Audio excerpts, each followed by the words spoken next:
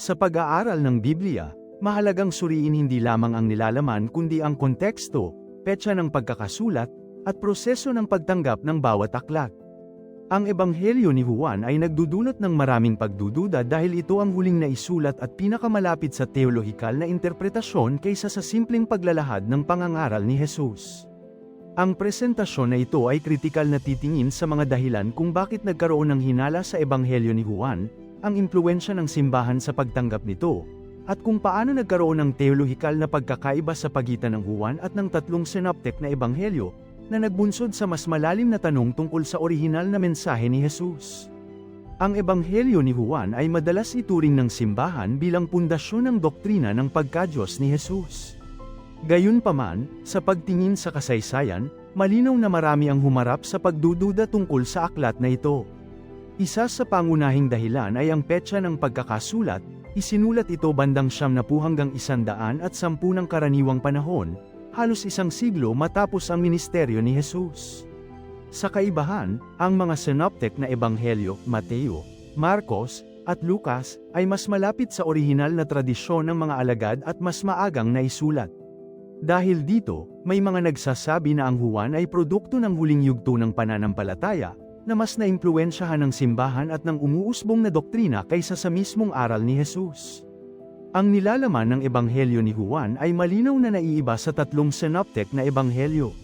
Samantalang ang Mateo, Marcos, at Lucas ay nakatuon sa makasaysayang mga pangyayari, mga talinghaga, at konkretong turo, ang Juan ay puno ng matagal na teolohikal na diskurso, tulad ng "Ako ang daan, ang katotohanan, at ang buhay, at ako at ang Ama ay iisa." Ang ganitong estilo ay nagbigay diin sa pagka-Diyos ni Jesus, isang konsepto na hindi ganito kalinaw sa naunang tatlong ebanghelyo. Dahil dito, may mga iskolar at sinaunang Kristiyano na nagtatanong, ito ba ay tunay na salaysay ni Juan o huling interpretasyon ng mga tagasunod sa paglipas ng panahon? Bukod sa estilo, may historikal na dahilan para sa pagdududa. Maraming unang Kristiyano, tulad ng Ebionites at Nazarenes, ay hindi agad tinanggap ang Juan. Pinahalagahan nila ang Mateo at Lucas dahil mas tumutugma ito sa Hudyong tradisyon, at mas malapit sa orihinal na mensahe ni Jesus bilang lingkod ng Diyos. Ang pagtanggap sa Juan ay naganap lamang pagkalipas ng maraming dekada at higit na pinasikat ng simbahan sa panahon ng Imperyo Romano. Ang huling pagkakabilang nito sa kanon ay nagdulot ng tanong kung paano at bakit pinili ng simbahan ang mga aklat na magiging opisyal, at kung may impluwensyang pampulitika sa pagpili ng nilalaman at interpretasyon. May mga hinala rin tungkol sa impluwensya ng Gnostiko. Sa huling bahagi ng unang siglo, umusbong ang Gnostikong mga grupo na naniniwala sa mataas at mahiwagang kaalaman tungkol sa Diyos at Espiritu. Ang estilo ng Juan, madalas gumagamit ng mga simbolismo, konseptong liwanag at kadiliman, at logos, ay maaaring tugon sa mga ito. Dahil dito, ang Ebanghelyo ni Juan ay maaaring isinulat hindi lamang bilang dokumento ng kasaysayan kundi bilang sagot sa pangangailangan ng simbahan na ipaliwanag ang pagka-Diyos ni Jesus sa mas abstraktong paraan. Ang pagkakaiba sa Juan at sa mga synoptic na ebanghelyo ay hindi lamang estilo o petsa ng pagkakasulat kundi pati na rin doktrina. Sa Juan, si Jesus ay inilalarawan na halos pantao at pantuhang Diyos sa parehong panahon, samantalang sa Sinoptiko, siya ay higit na propeta at lingkod ng Diyos. Ang ganitong teolohikal na pagkakaiba ay nagbunsod sa ilang mananalaysay at iskolar na pag-isipan kung ang Juan ay tunay na sumasalamin sa orihinal na turo ni Jesus o naglalaman ng huling interpretasyon mula sa mga alagad o nagsalin.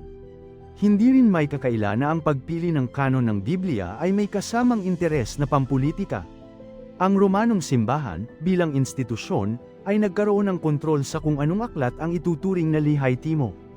Ang Ebanghelyo ni Juan, dahil sa kanyang pagkateolohikal at paghihiwalay sa Sinoptiko, ay nagbigay suporta sa doktrina ng pagka-Diyos ni Jesus, bagay na sumuporta sa awtoridad ng simbahan at sa konsolidasyon ng pananampalataya sa ilalim ng Roma. Sa makatuwid, ang pagkahuli ng Juan sa kanon ay hindi lamang usapin ng petsa, kundi ng kapangyarihang pang-institusyonal at teolohikal. Sa kabuuan, ang Ebanghelyo ni Juan ay may mahalagang papel sa Kristyanismo, ngunit sa pagsusuri ng kasaysayan at teksto, makikita ang mga dahilan ng hinala at kritikal na tanong. Ang estilo, petsa, pagtanggap ng sinaunang mga Kristiyano, impluwensya ng Gnostiko, at kontrol ng simbahan ay nagpapakita na ang aklat na ito ay maaaring mas teolohikal na interpretasyon kaysa direktang salaysay. Ang kaalaman sa mga aspetong ito ay mahalaga upang maunawaan ang proseso ng pagbuo ng bagong tipan at ang pagkakaiba sa pagitan ng orihinal na mensahe ni Jesus at huling interpretasyon ng mga tagasunod. Sa pagtatapos, ang Ebanghelyo ni Juan ay patunay na ang kasaysayan ng Biblia ay komplikado. Hindi sapat ang simpleng pagtanggap sa nilalaman, kailangan ng masusing pagsusuri, kritikal na pag-unawa, at kaalaman sa konteksto ng pagkakasulat at pagtanggap. Sa ganitong paraan, ang mambabasa ay maaaring magkaroon ng mas malinaw na pananaw sa tunay na aral ni Jesus at kung paano ito naiiba sa mga huling interpretasyon at doktrina na sumulpot sa paglipas ng panahon.